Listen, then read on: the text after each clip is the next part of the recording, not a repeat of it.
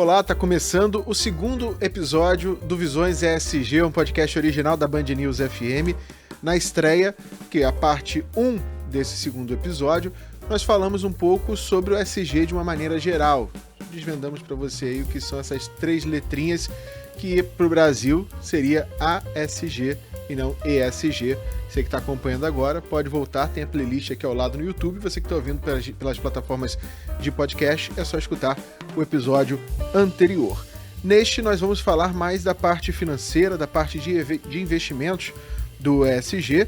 Eu sou Marcos Lacerda, o meu convidado é o reitor do IBMEC Rio de Janeiro e professor de Administração e Ciências Econômicas do IBMEC Rio, o Samuel Barros, e esse segundo episódio do Visões ESG está no ar.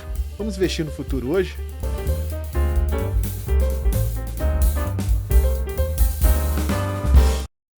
Samuel, obrigado mais uma vez nessa segunda parte aqui. Na primeira nós trouxemos um pouco o que é o ESG e agora vamos para a parte do investimento, da parte econômica do ESG. Como se faz dinheiro investindo no ESG? Bom, como se faz dinheiro? Essa é uma pergunta bastante interessante.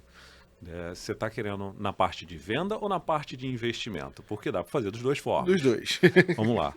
Hoje existe um volume significativo de dinheiro no mercado, e aí é disponível mesmo para as empresas captarem para investir dentro das suas próprias operações, desde que essas operações sejam sustentáveis.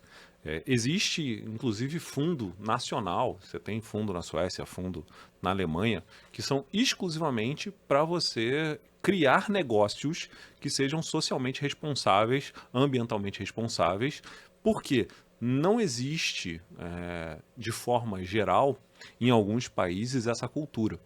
Uhum. E quando você pensa no planeta, o planeta é um só. Então, estar na Suécia ou estar em Burkina Faso, no final das contas, você está no planeta Terra. Então, você explode uma mina em Burkina Faso, isso vai gerar algum efeito em algum momento num país desenvolvido do leste europeu, do norte europeu, nos Estados Unidos, etc. Dessa forma, existe um caminhão de dinheiro que está disponível, que vou dizer para você que não é tão fácil assim acessar, porque existem regras, mas que é acessável por qualquer companhia que esteja disposta a investir em ESG. Isso pensando em investimento. Então, eu preciso criar um negócio, preciso criar uma linha mais sustentável. Existe esse recurso. Eu quero vender meus produtos sendo sustentável. Bom, primeiro, o mercado consumidor precisa te reconhecer como sustentável. E existem países que hoje só compram produtos que são ambientalmente responsáveis. É muito comum a gente observar algumas sanções que existem em relação a alguns produtos brasileiros, principalmente na Europa, porque a gente não cumpre alguns critérios ambientais. Seja por agrotóxico sendo utilizado, seja porque é numa zona de desmatamento florestal que é de proteção ambiental. Então você observa isso e da mesma forma que você tem isso para produtos agrícolas, você tem para as outras áreas. Então, você vender no mercado externo já é uma preocupação você ser responsável, você ter ESG na sua essência. No mercado interno está se tornando. Consequentemente, fazer dinheiro com ESG requer muito mais de passar por uma mudança de cultura dentro da sua empresa, dentro do seu negócio, do que simplesmente colocar um carimbo, eu sou sustentável. O carimbo ajuda, não vou mentir. Mas se é uma questão de greenwash, se é uma questão de você fingir que você é, isso vai acabar jogando contra você. Vai pegar bastante mal no futuro assim que alguém descobrir que você não é aquilo que você diz. E aí na avaliação de investidores, falar um pouco de ESG para tomada de decisões e para avaliar empresas. Como é considerada a tabela que a gente pode pensar e fazer para tomar uma decisão com base no ESG? Vamos lá. No passado, você medir o ESG era muito difícil. Você medir os efeitos ambientais, sociais e de governança era muito difícil porque não existia uma regra muito clara de como isso era feito. Hoje já existem N relatórios diferentes, N critérios diferentes. A própria Bolsa de Valores brasileiras ela tem um índice de empresas com ESG e esses indicadores eles são medidos através das publicações que as companhias fazem e da quantidade de dinheiro que elas gastam nisso. Então você tem índices muito claros.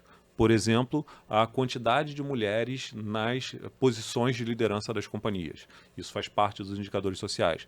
A quantidade de negros e pardos, a quantidade de membros da comunidade LGBTQIA+. Então você tem um conjunto de indicadores muito claros, os quais vão pontuar positiva ou negativamente para a companhia. Nessa visão, como é que o mercado encara isso? Empresas que estão mais preocupadas socialmente, elas são empresas menos arriscadas. Por quê? Não só por uma questão de legislação, onde existe uma multa a ser paga caso você não cumpra, mas também por uma questão de comportamento social.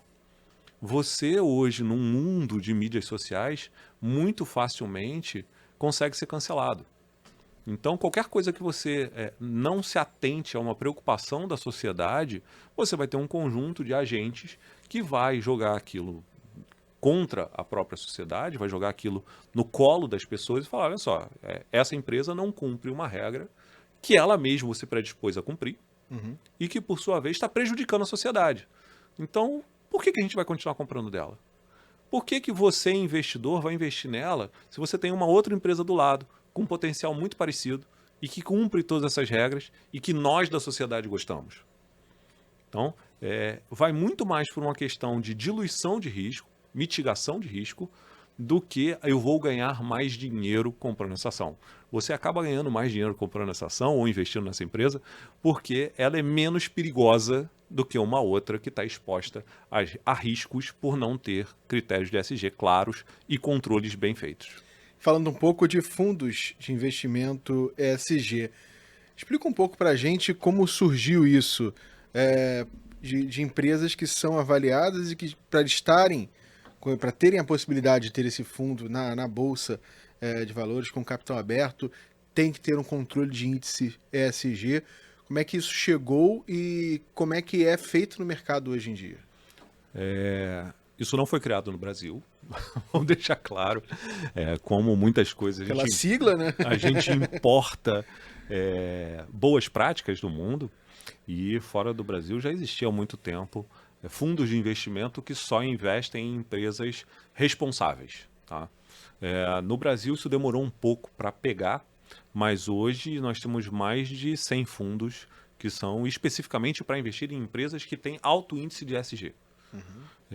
Como é que isso funciona? Primeiro, essa empresa tem que estar ranqueada. Essa empresa ela tem que fazer parte de algum ranking de ESG, ela tem que ter alguma publicação clara de ESG e quais são os seus indicadores de ESG. Esse fundo ele escolhe essas empresas para montar a sua carteira e que, por sua vez, ele vai vender a mercado. Você tem fundos que são mais focados em empresas que estão nascentes, então elas estão aprendendo a fazer ESG, e nesse caso são fundos mais arriscados. E você tem fundos com empresas já com ESG consolidado. Existem diversas marcas, eu não vou entrar em marcas aqui para não correr o risco de cometer nenhuma gafe e esquecer alguma grande marca. Mas existem diversas marcas que o ESG está na essência dela. E, consequentemente, ela gera recurso, ela gera dinheiro para o fundo pela qualidade da entrega sustentável dela. A gente consegue trazer recurso para investimento externo nesses fundos? Consegue, porque tem investidor que só investe em empresas de ESG também. E aí, para ele não ter que fazer muita diluição na própria carteira, ele prefere comprar o papel de um fundo, onde ele já tem o que teria na carteira dele, a gestão dele fica mais fácil e, por sua vez, o ganho dele fica mais interessante. E fora que muitos fundos desses também são financiados por governos. Então, você tem fundos soberanos, então recurso vindo Suíça, Dinamarca, Alemanha, Finlândia, que financiam esses fundos para financiar empresas. Então, você tem meios de caminho também. Isso no mercado brasileiro já funciona há alguns anos, mas fora do Brasil é muito mais antigo e muito mais notório a ação. Aqui a gente está num processo de evolução. O mercado está se consolidando, está crescendo e está se tornando cada vez mais relevante. Através desses índices você vê a empresa que é ESG e não que diz ser ESG. Essa é a expectativa do índice, até porque tem auditoria, tem fiscalização, tem um cuidado para enquadrar aquela empresa dentro do índice de ESG. A B3 ela tem bastante cuidado com isso, por exemplo. Agora, vamos falar um pouco dos desafios para essa implementação aqui no Brasil do ESG. Você disse, não é uma coisa criada aqui no Brasil, Não é algo também que seja absurdamente novo, difícil de ser adaptado, mas tem a peculiaridade de ser no Brasil. Explica pra gente um pouco quais são esses caminhos, o que é difícil de ser implementado aqui, que desafio que a gente tem do ESG. Bom, a parte de ser difícil de ser implementado eu deixo na sua conta, Marcos, porque Assim, existe sim uma certa dificuldade e em território, isso em qualquer país, porque cada país tem a sua própria cultura.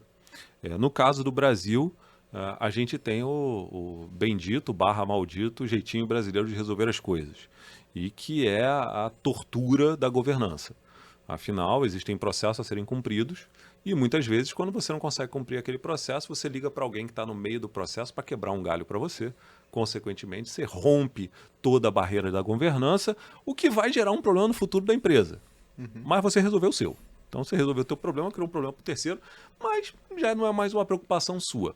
Então, a primeira grande barreira no Brasil é uma barreira cultural. Tá?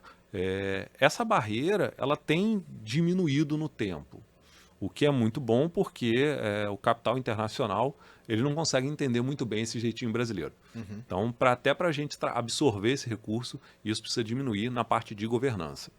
Quando a gente vai para a questão ambiental, as leis ambientais brasileiras são leis muito sérias. São leis muito bem construídas, na sua maioria, o que, por sua vez, acaba impondo regras muito fortes para as empresas que têm algum efeito ambiental. A preocupação está na fiscalização. Então, se basicamente aquilo que está escrito na forma legal fosse aplicado e fosse cumprido, fiscalizado, em termos ambientais teríamos menos problemas dentro de uma visão de sustentabilidade ambiental. É claro que existem atitudes adicionais, como preocupação com a sua matriz energética, da onde você está absorvendo energia, consumo de papel, que isso é muito mais interno do que externo. Então, mais uma vez, cultura. E por último, na parte social, o Brasil é um país que ainda é um país pobre.